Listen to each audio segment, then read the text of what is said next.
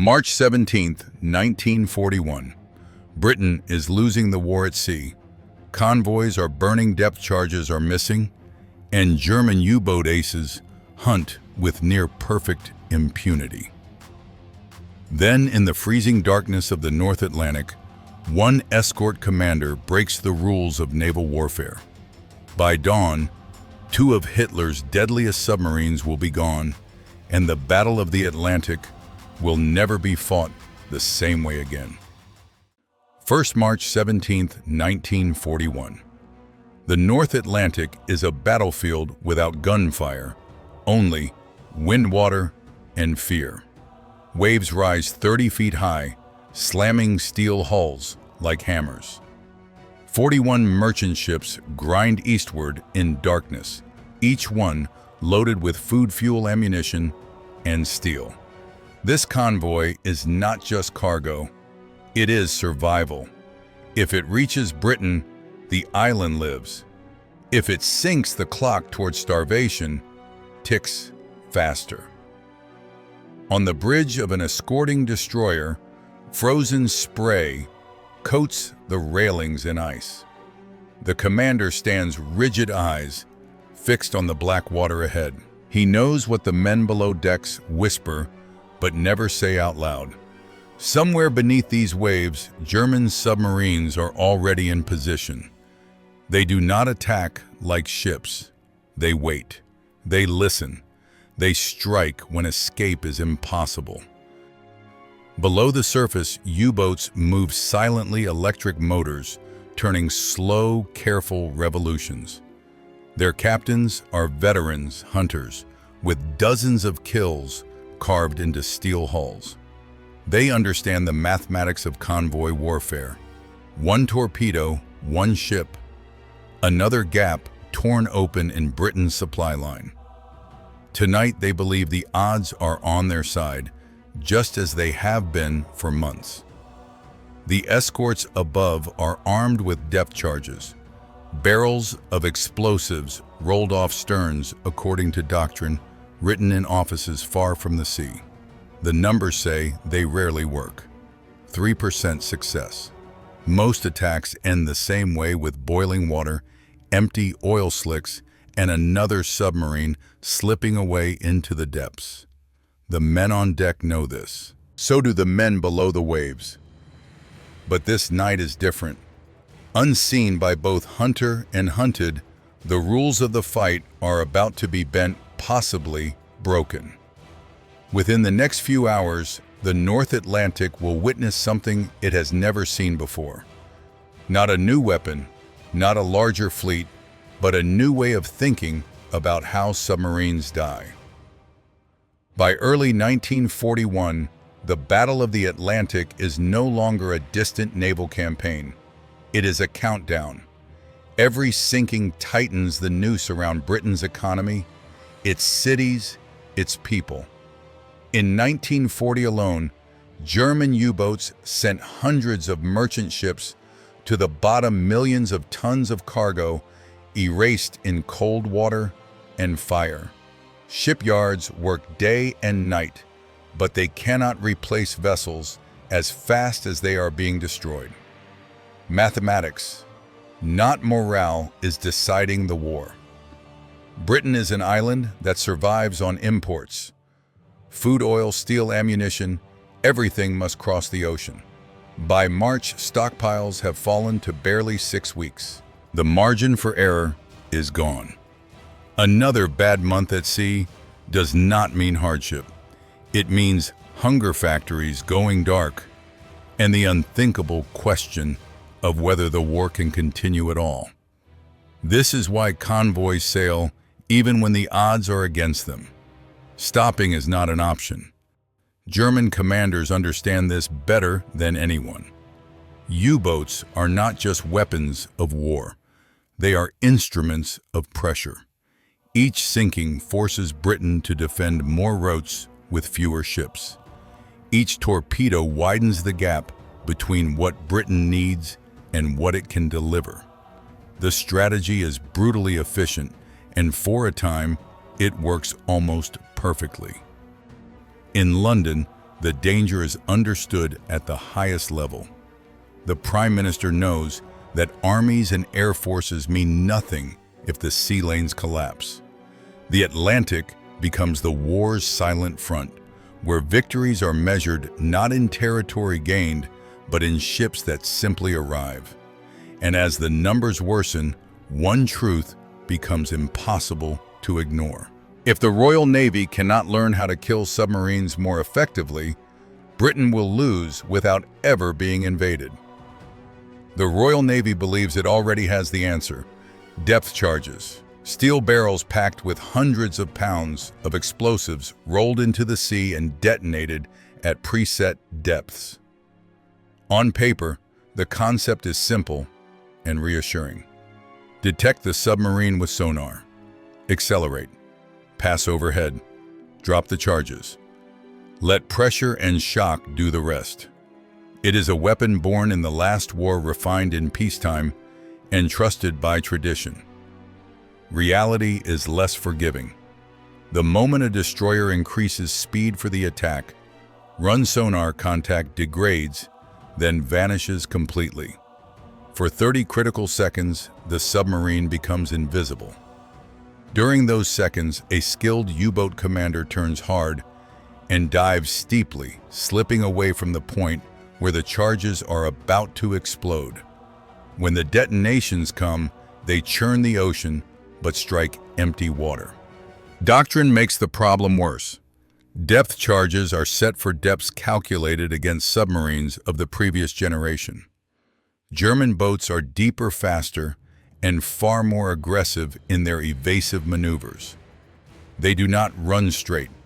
They twist dive and vanish below the kill zone, riding out the explosions in relative safety. The escorts follow the book perfectly and fail just as consistently. The statistics tell a brutal story. Hundreds of attacks, dozens of explosions, almost no confirmed kills.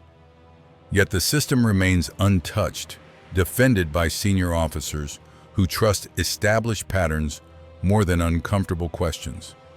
To them, the weapon is sound. The failures are simply the cost of war. Out on the Atlantic, the men fighting the submarines know better. They can feel that something is wrong. They just have not been given permission to say it. Among the escort commanders watching submarines escape night after night is Frederick John Walker, a lieutenant commander with a stalled career and a dangerous habit of thinking too much. He is not a scientist, not an engineer, and not part of any research establishment. His classroom is the North Atlantic, and his data comes from failed attacks, shattered convoys, and men pulled from burning oil. Walker does what the system does not. He studies defeat. After every unsuccessful depth charge run, he questions sonar operators, times attack sequences, and reconstructs submarine movements on track charts. He fills notebooks with figures, angles, and estimates. Slowly, a pattern emerges that contradicts everything official doctrine claims to know. The critical flaw is time. From the moment sonar contact is lost to the moment depth charges explode, roughly 30 seconds pass. Doctrine treats that gap as irrelevant. Walker does not. He calculates how far a Type 7 U-boat can move in those 30 seconds, how quickly it can dive, and where it actually is when the explosions occur. The answer is uncomfortable. The submarine is not deep. It is not gone. It is passing directly through a blind zone the Royal Navy never targets.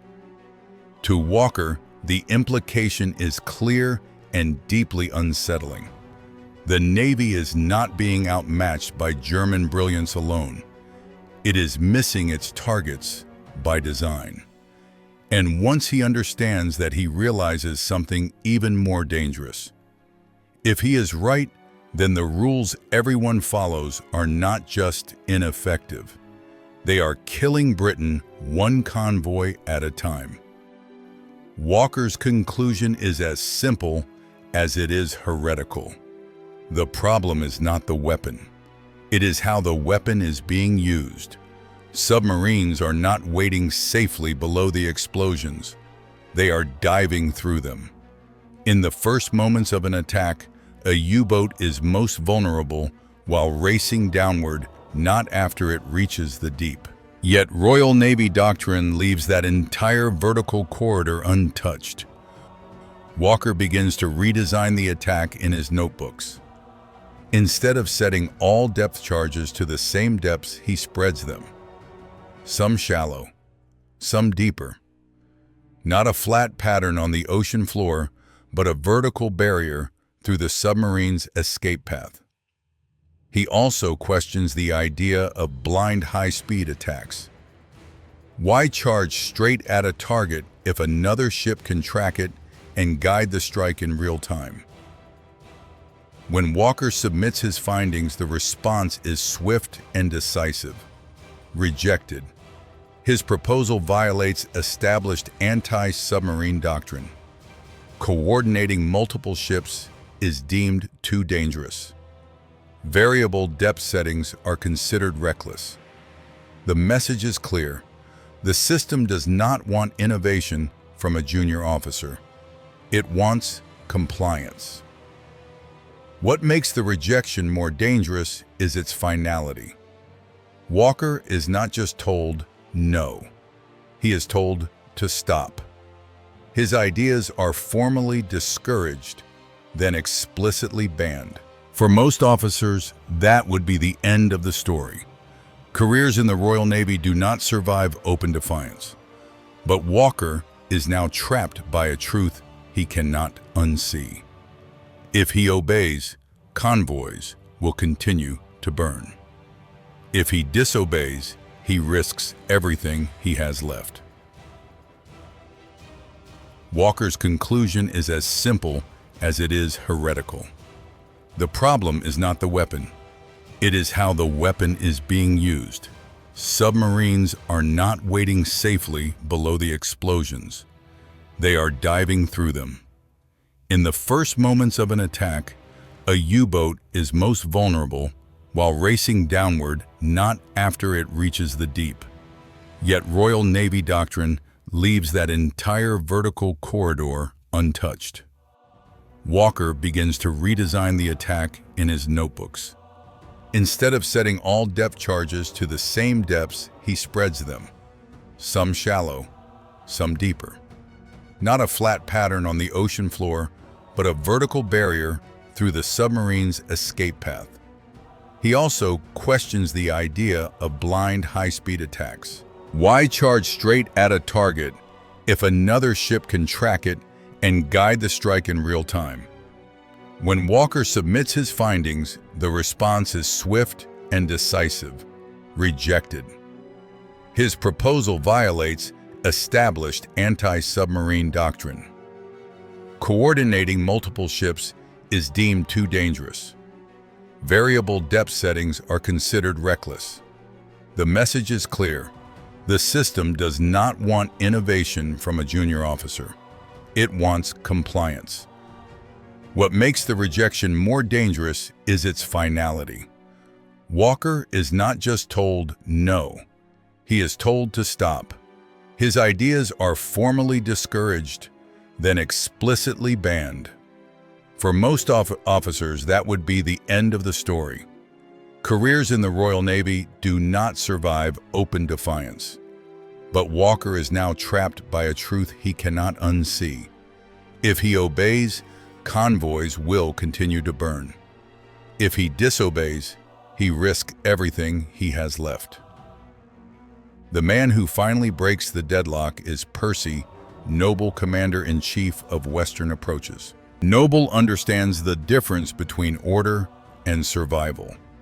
He sees the simulations. He sees the convoy loss charts. And he understands that waiting for full Admiralty approval could cost Britain the war. So he does something extraordinary. Noble does not rewrite doctrine. He does not announce a new weapon. Instead, he issues a quiet authorization to convoy commanders. Tactical discretion is permitted. If officers in combat believe a variation will improve results, they may use it. No announcements, no headlines, just a subtle shift that gives men at sea permission to think. When Walker receives the message, he understands exactly what it means. This is not protection, it is opportunity. If his ideas fail, he will stand alone. If they succeed, the Navy will use them and never publicly admit where they came from. Walker accepts the terms without hesitation. He begins with the simplest change: depth charge settings. Instead of detonating only at traditional depths, he orders them staggered. Shallow charges to strike the diving submarine early, medium charges to follow its descent, deeper charges to close the trap. The goal is no longer to guess where the submarine will be. It is to deny it any safe path at all. The first attacks are tense. Crews are nervous. Sonar operators listen harder than ever. When the explosions come, the water reacts differently. Not the empty thunder they are used to, but sharp pressure effects, distorted echoes, sounds of metal under stress. No confirmed kill at first, but something has changed. For the first time, submarines are not slipping away clean. Within days, word spreads quietly through escort groups. Some captains stick to doctrine, others begin to experiment. And as they do, something remarkable happens. Submarines that once vanished now surface damaged. Oil slicks linger longer. The Atlantic, after years of one-sided hunting, is beginning to push back. The reaction from London is swift and hostile. Reports of non-standard depth charge settings reach the Admiralty within days, and alarms go off far from the Atlantic. Unauthorized modifications, dangerous deviations. Junior officers experimenting with live weapons in combat zones. To the bureaucratic mind, this is not innovation. It is insubordination. Walker is summoned. The room feels less like a briefing and more like a tribunal. Senior officers cite regulations, safety margins, and the need for uniformity across the fleet. They point to the handful of submarines already sunk under existing doctrine and call it proof that the system works. Walker listens, then calmly dismantles the argument with numbers. He explains the 30-second blind window. He explains crash dive rates. He explains why submarines are being hit only when charges detonate in the shallow layers doctrine ignores. He does not speak emotionally. He speaks mechanically, like a man describing physics rather than opinion. That makes it worse. The implication is unavoidable. The Navy's own rules are protecting the enemy. The response is predictable. Walker is ordered to stop immediately. His modified settings are declared unsafe and unauthorized.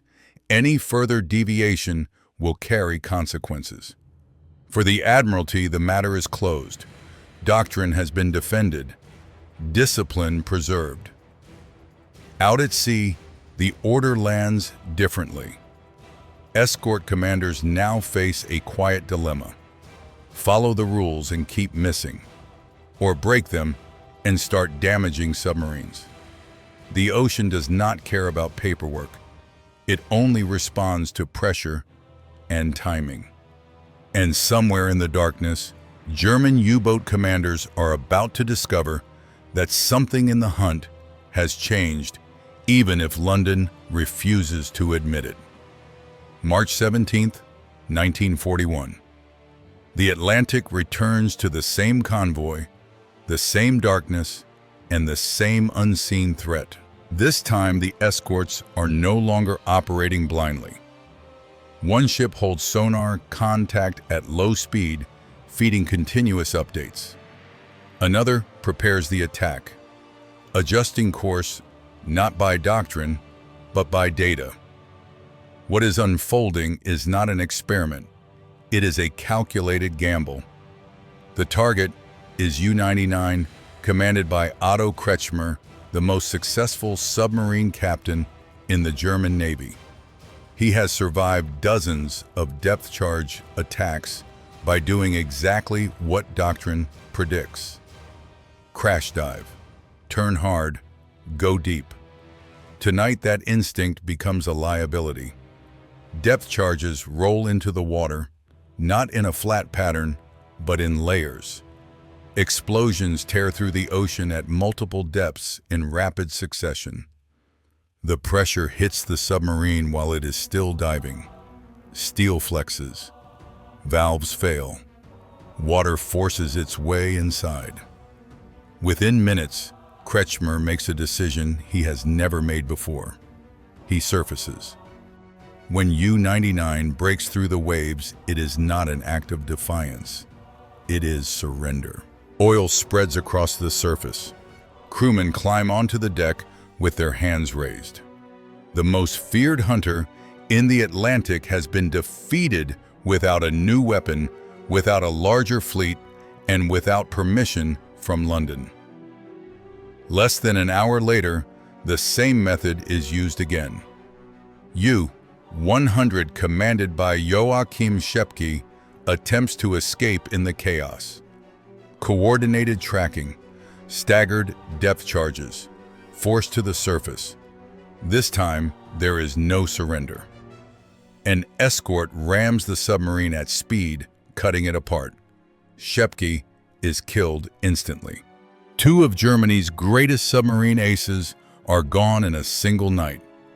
The method used to destroy them had been forbidden days earlier. By dawn, the Atlantic has delivered its verdict. The rules did not fail. They were the problem. Silence from London. The reports reach headquarters within 48 hours. 2 elite U-boats destroyed. No new weapons deployed. No air support involved. Just escort ships using tactics that officially do not exist. In London, the reaction is not celebration. It is discomfort. The results are undeniable, but so is the implication. If these kills are acknowledged honestly, then the Admiralty must also acknowledge that its own doctrine was wrong. So nothing is announced. No commendations are issued. No public statements are made. The ban on variable depth settings is not formally lifted. It simply stops being enforced. Orders become vague. Language softens. Escort commanders are told to use their judgment. The institution adjusts without admitting it has changed. At sea, the effect is immediate. Captains who were once cautious begin to experiment. Depth charges are set at multiple levels. Attacks slow down. Sonar contacts are preserved instead of sacrificed for speed. Submarines that once escaped now return to port, damaged, or do not return at all. The kill rate begins to climb not dramatically, but consistently. In a war decided by numbers, consistency is everything. German commanders notice the shift before London does. Patrol reports describe explosions detonating too early, too shallow, too close together. Crash dives no longer guarantee safety. The ocean feels smaller, more hostile. What had been a predictable duel is becoming dangerous again. Without ever issuing a proclamation, the Royal Navy has crossed a line. It has chosen effectiveness over obedience. And in doing so, it has handed the initiative back to the men fighting in the dark, where theory meets steel and only results matter. Spring turns into summer, and the Atlantic becomes Walker's laboratory. Every contact is recorded. Every explosion is analyzed. Escort commanders compare notes, quietly, a ship to ship, convoy to convoy. What began as a forbidden idea is now evolving into a method. Depth charges are no longer dropped by habit, but by calculation. Sonar operators are treated as partners in the attack, not background noise. The results accumulate. Submarines surface damaged instead of disappearing. Oil slicks last longer. Wreckage appears where none appeared before. The numbers do not explode overnight, but they move in the right direction. The kill rate doubles, then stabilizes. In a campaign once defined by helplessness, escorts begin to feel something unfamiliar: control. Walker pushes further. He realizes that speed, once thought essential, is often the enemy. High-speed attacks sacrifice information. Slower, coordinated approaches preserve it. If one ship can hold contact while another moves in quietly, the submarine loses its greatest advantage. Silence becomes a weapon. Patience becomes lethal. German crews sense the change instinctively. Reports speak of British ships that no longer rush blindly overhead. Explosions arrive closer, more precisely timed. Diving deeper no longer guarantees escape. The ocean itself seems to have turned hostile. What had been a calculated hunt is becoming a trap. By the end of 1941, no official manual has been rewritten. No doctrine has been publicly overturned. Yet across the Atlantic, the way submarines are hunted is no longer the way it was. Without medals, without announcements, and without permission, the Royal Navy has quietly learned how to fight back. By 1943, Walker is no longer just correcting old mistakes. He is inventing something entirely new. It is called the creeping attack, and it relies on discipline more than firepower. Two ships work as one. The first maintains sonar contact at low speed, broadcasting steady bearings. The second goes silent, engines barely turning, no cavitation, no warning. For the submarine below, there is no signal to react to, no rising propeller noise, no final sprint to depth. The attack ship inches forward, guided only by radio directions and calculation.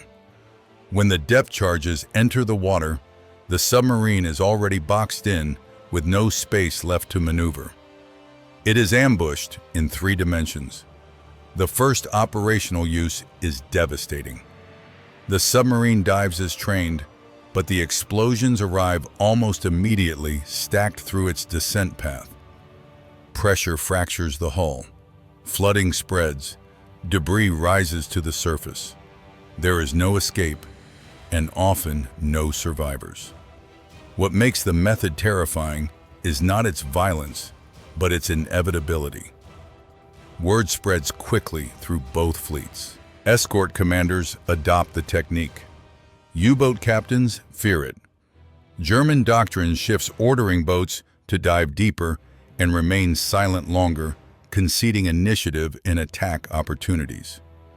The hunters have become cautious. The hunted now control the tempo. The creeping attack is never formally named in doctrine at first.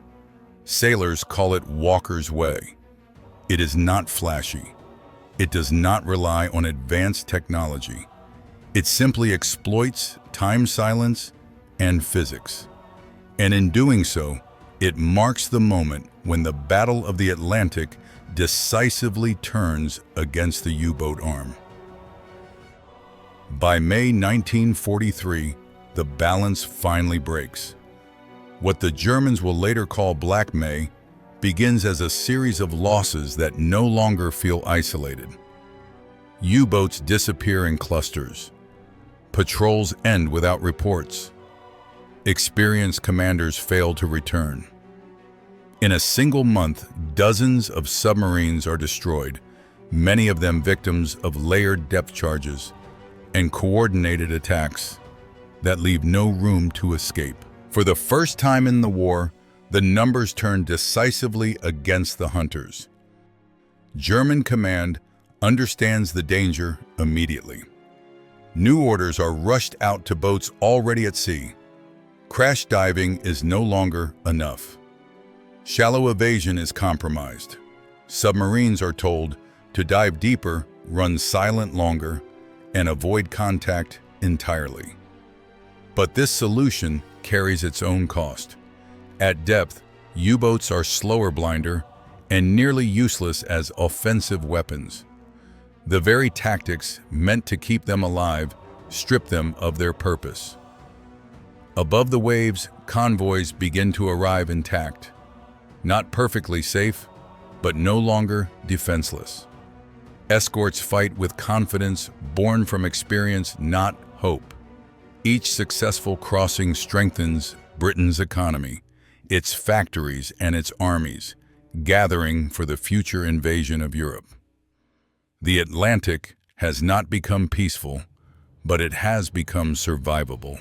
And that shift, driven by quiet innovation rather than dramatic announcements, ensures that the war will now be decided on land and in the air, not by starvation at sea.